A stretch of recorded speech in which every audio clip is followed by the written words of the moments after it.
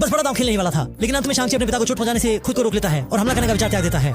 हालांकि ठीक उसी समय शिखुन शावन भी सील तोड़कर बाहर निकल आया। इस समय जागरूक हुए वेनवू ने शांग ची की रक्षा के लिए बस देखा कि उसने शाकुनी आत्मा को उठाकर शांग ची को धक्का देकर बाहर कर दिया, लेकिन वह स्वयं शाकुनी आत्मा द्वारा जकड़ लिया गया। उसी वक्त जब वेनवू की आत्मा को शिखुन बीच ने अवशोषित कर लिया, उसने भी शिखुन को शांग ची के हाथों में सौंप दिया।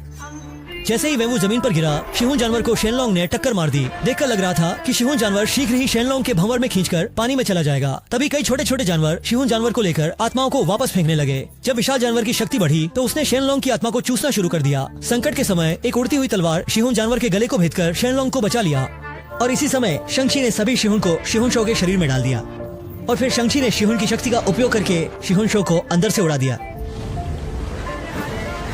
जब भाई बहन दोनों जमीन पर वापस आए तो शालिंग ने अपने पिता के शिहुन समूह की कमान संभाली, जबकि शांग-ची टालो की लड़ाई के बाद एवेंजर्स द्वारा खोजे गए और एक नए सुपर हीरो बन गए। लेकिन उनके शिहुन का पुराना वांग के विश्लेषण के बाद पता चला कि यह किसी अज्ञात जानकारी को प्रसारित कर रहा है। तो अगले चरण की मार्वल सीरीज फिल्मों में शिहुन हमें और कौन सी नई चीजें दिखाएगा। मैं हूँ बाई लांग, अगली बार मिलते हैं।